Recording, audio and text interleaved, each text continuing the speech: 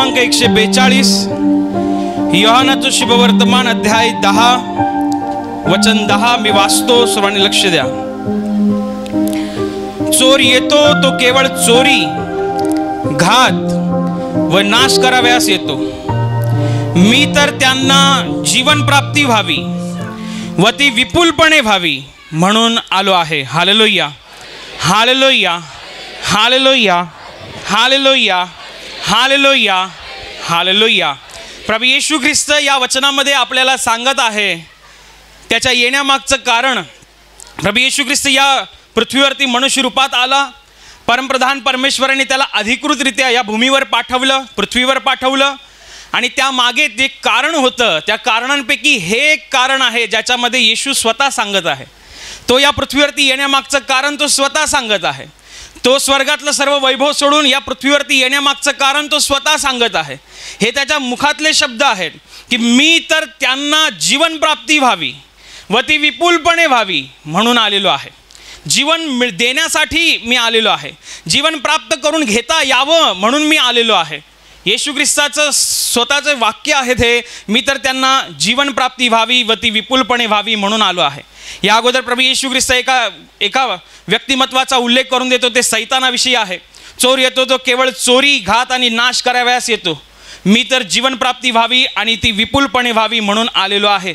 येशू ख्रिस्त आपल्याला जीवन देण्यासाठी आलेला आहे. आणि येशू ख्रिस्त या पृथ्वीवरती यायच्या अगोदर माणसं जगत नव्हती का? जगत होती. आपल्याला येशूविषयी माहिती मिळायच्या अगोदर आपण जगत नव्हतो का? जगत होतो. मग येशू असं काही नवीन सांगतोय की मी तुम्हाला जीवन देण्यासाठी आलेलो आहे. निव्वळ जगणं याला जीवन म्हणत नाही आहे. जगण्यासाठी लागणारी प्रत्येक वस्तू, प्रत्येक गरज आपल्याकडे मुबलक प्रमाणात असणं ह्याला जीवन म्हणतात. नुसतं एखाद्याकडे पैसा आहे परंतु त्याच्याकडे आरोग्य नाही आहे तर त्याला तुम्ही जीवन म्हणणार का? एखाद्याकडे आरोग्य आहे परंतु 2 वेळेच्या खाण्याचे प्रॉब्लेम आहेत, त्याला तुम्ही जीवन म्हणणार का? एखाद्याकडे चांगलं सौंदर्य आहे परंतु त्याचं काही लग्न जुळत नसेल किंवा त्याला नोकरी मिळत नसेल तर त्याला तुम्ही जीवन म्हणणार का? येशू ख्रिस्त म्हणतोय मी तुम्हाला जीवन प्राप्ती व्हावी, ती विपुलपणे व्हावी म्हणून आलेलो आहे. एक खरं आणि अस्सल जीवन. येशू ख्रिस्त जेव्हा जीवनाविषयी बोलतोय तेव्हा तो एका स्वर्गीय जीवनाविषयी बोलतो, सार्वकालिक जीवनाविषयी बोलतो. येशू या पृथ्वीवरती आपल्याला सार्वकालिक जीवन, जे मरणोत्तर काळानंतर म्हणजे मेल्यानंतर आपल्या आत्म्याने हे शरीर सोडल्यानंतर थेट स्वर्गाच्या राज्यामध्ये परमप्रधान परमेश्वराच्या वेंगेमधल्या जीवनाविषयी बोलत आहे. ते जीवन आपण पाहिलेलं नाही आहे परंतु त्या जीवनाविषयी बायबल साक्ष देतं. त्या जीवनाविषयी येशू ख्रिस्त सांगतो आणि त्या जीवनाची चाहूल, त्या जीवनाचा सुगंध तुम्हाला इथून पृथ्वीवरून यायला सुरुवात होते. ती येशू करून देतो. येशू जे सार्वकालिक जीवनाविषयी जे बोलत आहे, मरणोत्तर काळाच्या जीवनाविषयी बोलत आहे की मेल्यानंतर आपला आत्मा थेट परमप्रधान परमेश्वराच्या राज्यात असेल, जिथे रडणं नाही आहे, जिथे अश्रू नाही आहे, तिकडे सतत आनंद, आनंद आणि आनंद आहे. ह्या अशा सार्वकालिक जीवनाविषयी जेव्हा प्रभू आपल्याला सांगतो की मी तुम्हाला घेऊन जाणार आहे, की मी तुमच्यासाठी ते राखून ठेवलेलं आहे, तेव्हा त्याची ती चाहूल तुम्हाला इथून सुरुवात होते, इथून. म्हणून कित्येक लोक साक्ष देतात की आमच्या जीवनात एखादा समस्या होती, आमच्या जीवनात असा एक बिकट प्रश्न होता जो कोणाच्यानेही सोडवत नव्हता, पण येशूकडे आलो, प्रार्थना केली आणि आमची समस्या सुटली. समस्या सुटल्यानंतरचा जो आनंद त्याला मिळाला, आजारमुक्तीच्या नंतर जो आनंद त्याला मिळाला, हा आनंद त्या स्वर्गीय आनंदाची एक चाहूल आहे, साधी चाहूल. की इकडे आपल्याला एक साक्ष घडते, आपल्याला आनंद होतो. विचार करा, मेल्यानंतर तुमचा आत्मा थेट परमेश्वराच्या वेंगेमध्ये असेल, तो केवढा आनंद असेल.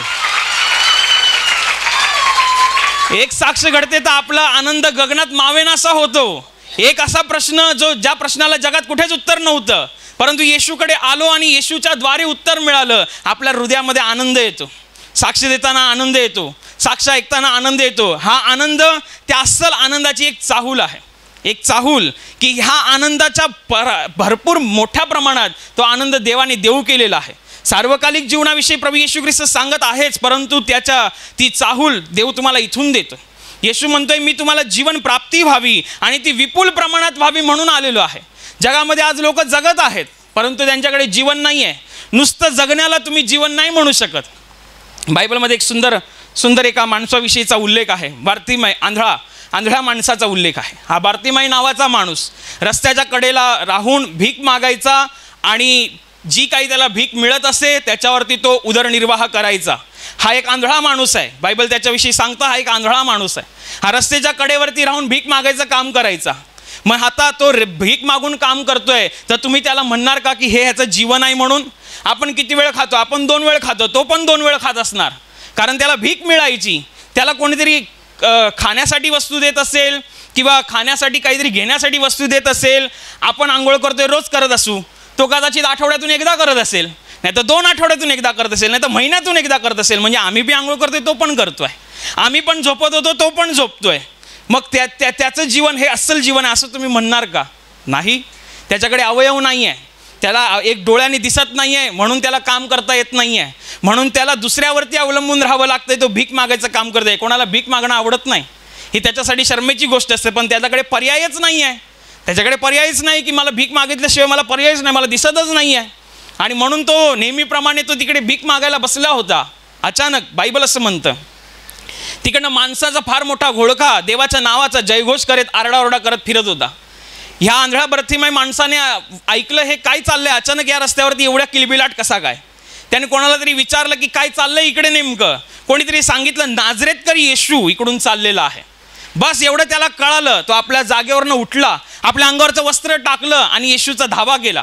अहो दाविदाचे पुत्र, माझ्यावर दया करा. येशूपर्यंत आवाज गेला नाही, कारण माणसांचा किलबिलाट फार होता. अजून तो मोठ्याने, लोक त्याला धमकावत होती, ओरडत होती, कशाला बोलवतोयस त्याला, तो चाललाय चालू दे, तू कशाला बोलवतोयस. त्याने नाही ऐकलं, त्याने त्यांच्या धमकावण्याकडे नाही पाहिलं. बायबल म्हणतो तो अधिकच मोठ्याने जोराने ओरडला, अहो दाविदाचे पुत्र, माझ्यावर दया करा. येशू ख्रिस्ताची त्याच्यावर नजर जाते. येशू आपल्या शिष्यांना सांगतो त्याला माझ्याजवळ घेऊन या. येशूचे शिष्य त्याला त्याच्याजवळ घेऊन येतात.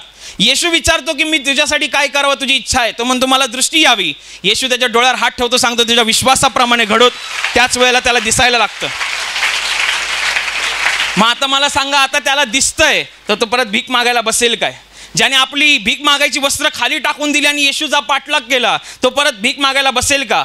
ते लाजिरवाणं जीवन, ते हलाखीचं जीवन, ते दुसऱ्यावर अवलंबून राहण्याचं जीवन तो परत पत्करेल का? नाही पत्करणार, कारण येशूच्या मागे लागून त्याने आपलं जीवन बदलून घेतलं. आशीर्वादाला तो सामोरी गेला. जेवत तर तो पण होता, भीक मागून का होईना जेवत तर तो पण होता, उघड्यावर का होईना झोपत तर तो पण होता. पण त्याला तुम्ही जीवन म्हणणार का? हे जीवन नाही आहे. जीवन म्हणजे जगण्यासाठी लागणारी प्रत्येक वस्तू, प्रत्येक गरज, प्रत्येक परिस्थिती आपल्याकडे मुबलक प्रमाणात असणं.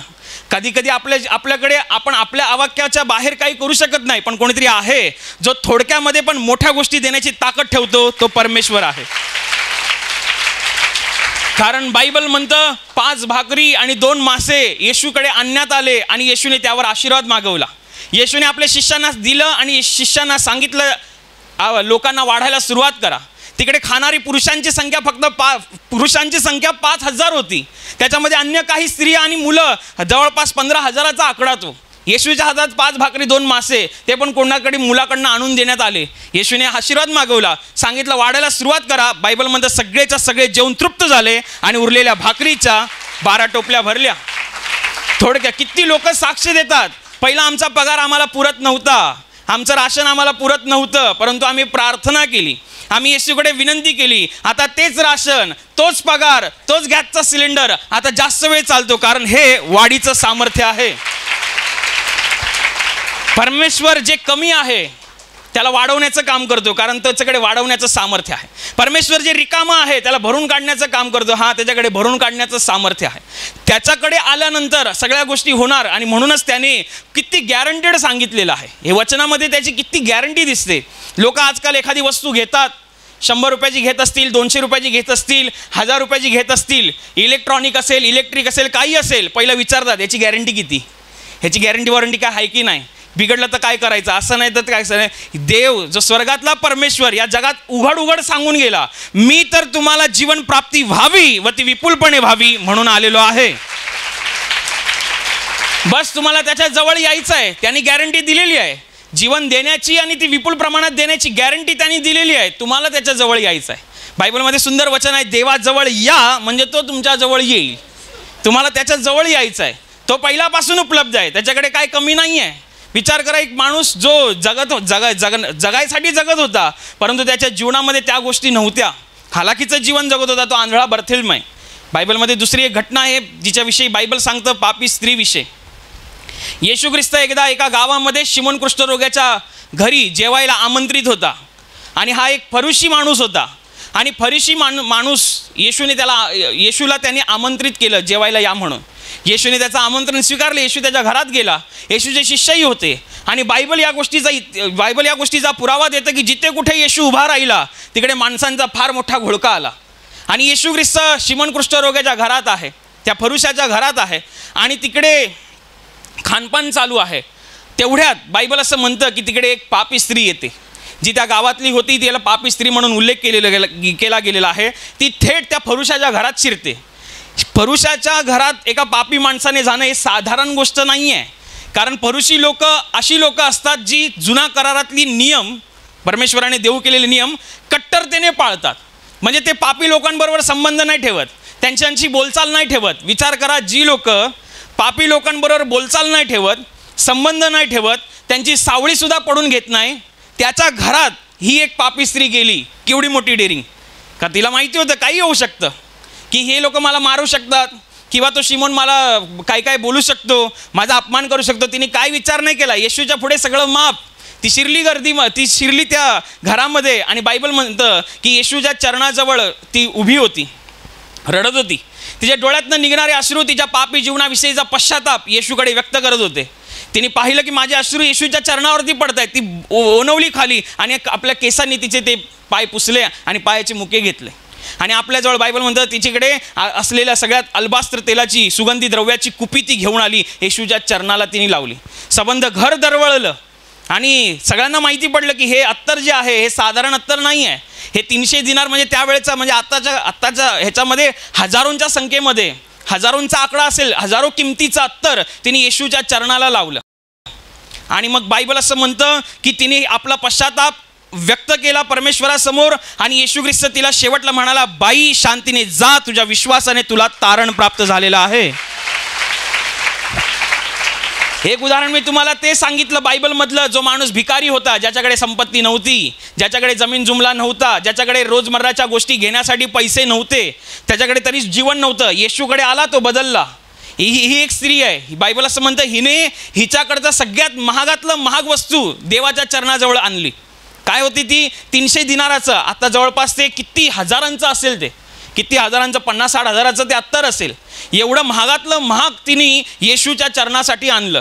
तर तुम्हाला हे समजतंय का की जिच्या घरामध्ये एवढ्या महागातलं महाग अत्तर आहे, जिच्या घरामध्ये महागातलं महाग तेल आहे, याचा अर्थ तिच्याकडे पैशांची रेलचेल आहे. याचा अर्थ तिच्याकडे खाण्यापिण्याची रेलचेल आहे. म्हणजे सगळं काही व्यवस्थित आहे. एक चांगलं जीव, सगळं काही व्यवस्थित आहे. म्हणजे पैसे असतील म्हणा. जो माणूस 50 हजाराचं घरामध्ये अत्तर आणू शकतो, त्याच्याकडे त्याला खाण्याचं काही समस्या असेल का? त्याला अजून काही समस्या असेल का? 50 हजाराचं अत्तर फक्त लावायला वापरतो. विचार करा. तिच्याकडची ती अल्बास्त्र कुपी घेऊन ती येशूकडे आली. याचा अर्थ तिच्याकडे पैसा होता, याचा अर्थ ती खर्च करू शकत होती, याचा अर्थ तिचं सगळं काही व्यवस्थित चालत होतं, पण शांती नव्हती. पैसा असून सुद्धा शांती नव्हती. गडगंज संपत्ती असून सुद्धा शांती नव्हती. मालमत्ता असून सुद्धा शांती नव्हती. शांती कुठे आली? जेव्हा जीवन देणाऱ्या परमेश्वराच्या जवळ आली तेव्हा शांतीला सामोरी गेली. तिला कळालं की नुसता पैसा असून चालत नाही, नुसतं पैसा असून चालत नाही, गडगंज संपत्ती असून चालत नाही, जमीन जुमला असून चालत नाही. देवाचा हस्तक्षेप पाहिजे, देवाचा हात आपल्यावरती पाहिजे. येशू ख्रिस्ताने किती सुंदर वचन सांगितले, अरे माणसाने सगळं जग मिळवलं आणि आपला आत्मा गमावला तर त्याला काय फायदा? म्हणून आत्म्यासाठी तुम्हाला त्या आत्मरूपी परमेश्वराकडे म्हणजेच येशू ख्रिस्ताकडे येणं गरजेचं आहे. तोच तुमच्या आत्म्याला हुरूप देऊ शकतो आणि स्वर्गातला खरा आनंदाने तो भरून काढू शकतो. कितीतरी उदाहरणं आहेत ज्याच्यामध्ये प्रभू येशू ख्रिस्ताने जीवन दिलेलं आहे, किती लोकांना जीवन दिलेलं आहे. आजही परमेश्वराचा हा जीवन देण्याचा इतिहास कार्यरत आहे. आजही संपलेला नाही आहे. तो त्यावेळी जीवन देत होता आणि आज जीवन देत नाही अशातला भाग नाही आहे. तुम्ही रोज येणारे आहात, तुम्हाला समजेल इथे किती साक्ष होतात. किती साक्षांमधून ही गोष्ट स्पष्टपणे कळते की देव आज सुद्धा जिवंत आहे आणि प्रार्थनेला उत्तर देऊन जीवन देणारा तो परमेश्वर आहे. एक माणूस सांगितला जो गरीब होता, भिकारी होता, जो रस्त्यावर बसत होता, त्यालाही देवाने जीवन दिलं. एक माणूस असा आहे ज्याच्याकडे गडगंज संपत्ती आहे, अफाट पैसा आहे, जो 50,000चं घरामध्ये तेल ठेवू शकतो, तो श्रीमंत माणूस आहे. पण श्रीमंत असून सुद्धा शांती नव्हती. शांती त्याला देवाजवळ येऊन मिळाली. अशा देवाजवळ जो स्वतः म्हणतोय की मी तर तुला जीवन प्राप्ती व्हावी आणि विपुलपणे व्हावी म्हणून आलेलो आहे. हे फक्त माझ्याच बायबलमध्ये नाही लिहिलं आहे. माझं बायबल वेगळं असं नाही आहे. ते तुमच्याकडे बायबल आहे त्याच्यात पण तेच लिहिलेलं आहे की तो तुम्हाला सांगतोय. तुम्ही जेव्हा वाचाल ते वचन घरी जाऊन, तेव्हा तो तुम्हाला सांगेल की मी तुला सांगतो की मी तुला जीवन प्राप्ती व्हावी व ती विपुलपणे व्हावी म्हणून आलेलो आहे. किती साऱ्या गोष्टी बायबलमध्ये आहेत आणि सुंदर सुंदर गोष्टी आहेत. परमेश्वराच्या पराक्रमाचा आणि तथा प्रेमाचा इतिहास बायबल अगदी सुंदररित्या वर्णित.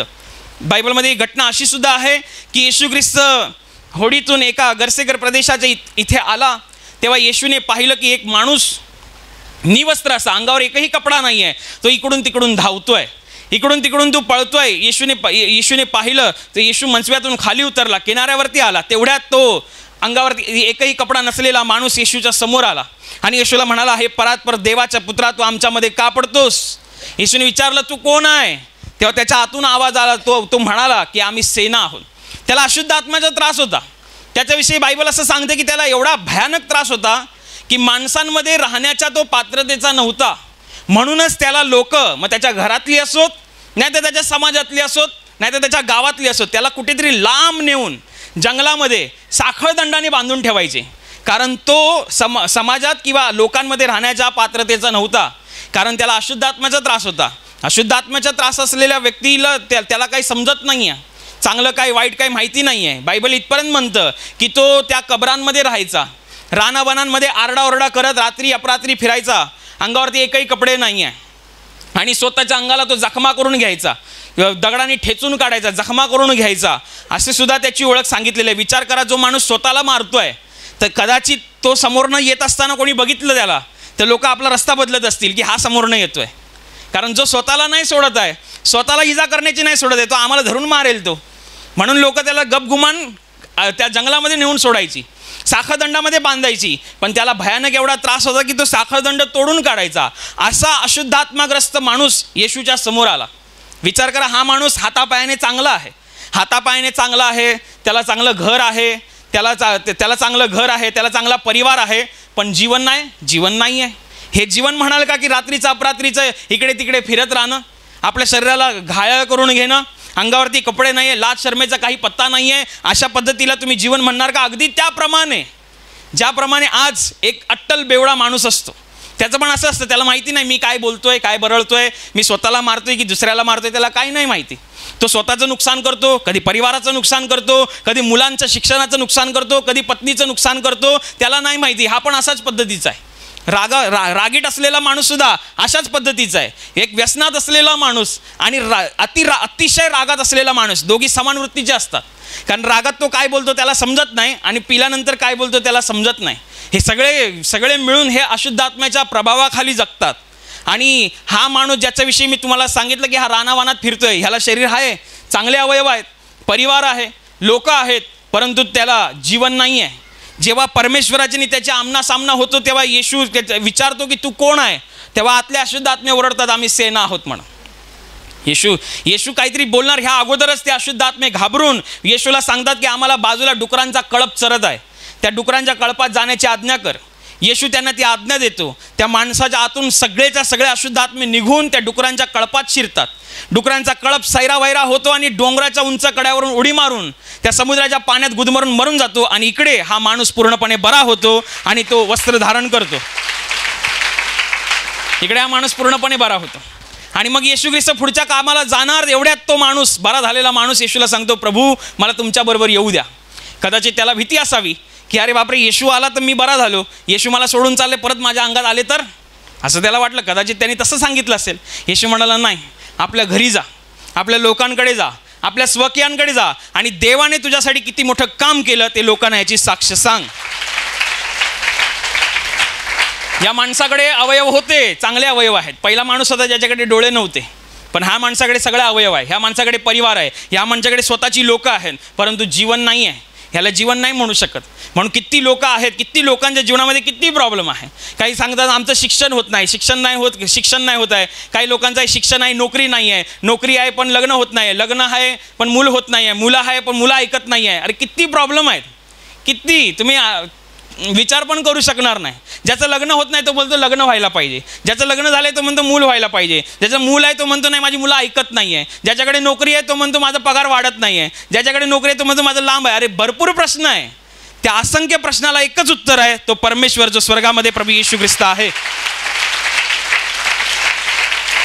त्याला सामोरी या. जसं मी तुम्हाला सांगितलं, आंधळा बर्थिलमय नावाचा माणूस बरा झाला.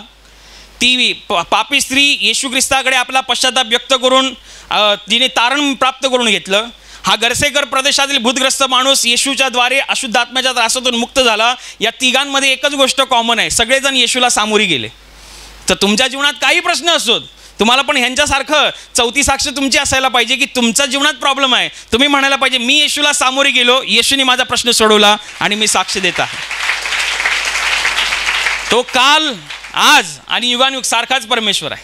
तो काल पण तेवढंच सामर्थ्य, असं नाही ते सामर्थ्य शेळं झालेलं आहे. ते त्यावेळेला करत होता, आता ती पॉवर कमी आहे. तुम्हाला एक साक्ष सांगतो, मला साक्ष सांगूशी वाटतं. मी एकदा मला काहीतरी स्टिकर पाहिजे होते आणि मी ती स्टिकरची दुकान, येशूंची वचनांची स्टिकर चर्चच्या आजूबाजूलाच कुठेतरी मिळणार म्हणून मी तिकडे त्या एका चर्चच्या बाजूला गेलो, तिकडे ते स्टिकर बघायला गेलो. मी असं बघत होतो, निहाळत होतो, स्टिकर काय भेटले नाही. बरेच काय वस्तू होत्या, काय बरंच काय ते ठीक आहे. आणि तिकडे ते एक बहीण आली, ती काहीतरी घ्यायला आली. तिकडे पाण्याच्या बाटल्या ठेवलेल्या, अशा पाण्याच्या बाटल्या ठेवलेल्या. तिने अशी पाण्याची बाटली उचलली आणि दुकानदाराला विचारलं किती रुपयाला. त्याने काहीतरी रक्कम सांगितली. मी आपलं बघतोय स्टिकर मला भेटतात काय, मला येशूंच्या वचनाचं स्टिकर पाहिजे होता. ती बोलते कितीला. त्यांनी सांगितली रक्कम आणि मग ती अशी न्याहाळायला लागली आणि दुकानदाराला विचारते हे किती दिवस चालणार. तो दुकानदार म्हणतो तुम्ही चालवणार तेवढं चालणार. ती म्हणते नाही नाही नाही नाही, ह्याची पॉवर किती दिवस राहते, पाण्याची पॉवर किती दिवस राहते. मी तिच्या तोंडाकडेच बघत राहिलो. म्हणजे देवाच्या पॉवरला एक्सपायरी डेट नसते. तुम्ही हात जोडून विश्वासाने सांगाल तिथूनच देवाच्या पॉवरला सुरुवात होते. मी तिच्याकडे बघत राहिलो. मला आमच्याकडची माणसं लोक स्वतःहून पाणी घेऊन जातात, आम्ही सांगत पण नाही, स्वतःहून पाणी घेऊन जातात, स्वतःहून आपली प्रार्थना करतात, स्वतःहून बरे होतात. आणि ही म्हणते ह्याची पॉवर कधीपर्यंत आहे. असं व्हायचं नाही. देव काल आज आणि युगानुयुग सारखाच आहे. तो कालही तेवढा ताकदनिशी होता, तेवढा आजही आहे. विचार करा, त्याने आपल्या लोकांना सोडवण्यासाठी तांबडा समुद्र 2 भागांमध्ये दुभांगून टाकला. तोच परमेश्वर आज आहे. तो तुमच्या जीवनातल्या प्रत्येक समस्येला 2 भागांमध्ये करायला समर्थ परमेश्वर आहे. म्हणून जीवनप्राप्ती देणाऱ्या परमेश्वराला विश्वासाने सामोरी जा. जीवनप्राप्ती देणाऱ्या परमेश्वराची वचनं वाचा. तो काय म्हणतोय, कसं सांगतोय. कारण तुम्ही जर त्याची वचनं वाचाल, त्याच्या वचनातून त्याच्या जवळ याल, लक्षात ठेवा पुढची साक्ष तुमचीच असेल. लक्षात ठेवा, त्याच्या राज्याची, त्याच्या सामर्थ्याची आणि प्रेमाची साक्ष म्हणून तो तुम्हाला या जगामध्ये उभं करेल जेव्हा तुम्ही जीवनदायी परमेश्वराला सामोरी जाल. आणि अशा जीवनदायी परमेश्वराला सामोरी जाण्यासाठी पवित्र आत्म्याच्या जरी बुद्धी, समज आणि ज्ञान मिळत म्हणून प्रार्थना करू. Hallelujah, hallelujah. आणि आता प्रार्थना करण्याची वेळ आहे. प्रभू येशू म्हणाला, माझ्या नावाने तुम्ही पित्याजवळ जे काही मागाल ते तुम्हाला परमेश्वराच्या गौरवाकरिता देण्यात येईल. होय, त्याचं वचन हेच सत्य आहे. त्याचं वचन तो पूर्ण करणं जाणतो. तो आपल्या वचनांना पूर्ण करण्याचं सामर्थ्य बाळगतो. म्हणून त्याच्या वचनावर, त्याच्या सामर्थ्यावर विश्वास ठेवून आपण सर्व मिळून प्रार्थना करत आहोत. म्हणून तुमच्या ज्या भागाला आजार आहे त्या भागावर हात ठेवा. तिथे हात ठेवणं शक्य नसेल तर आपल्या छातीवर हात ठेवा. तुमच्या जीवनातील आणि शरीरातील प्रत्येक दुःख, संकट आणि आजार प्रभू येशूच्या पवित्र नावाने या क्षणाला नष्ट होत. तुमच्या जीवनातील बंधनं आणि श्राप प्रभू येशूने वाहिलेल्या त्याच्या पवित्र रक्ताद्वारे या क्षणाला तुटून जावत. तुमच्या जीवनातील समस्या आणि सैतानाचा भयावह अंधार प्रभू येशू ख्रिस्ताच्या दिव्य आणि पवित्र प्रकाशामध्ये पूर्णपणे नष्ट होत तुमच्यावर, तुमच्या कुटुंबावर प्रभू येशू ख्रिस्ताचे महान आशीर्वाद येऊत. आमेन.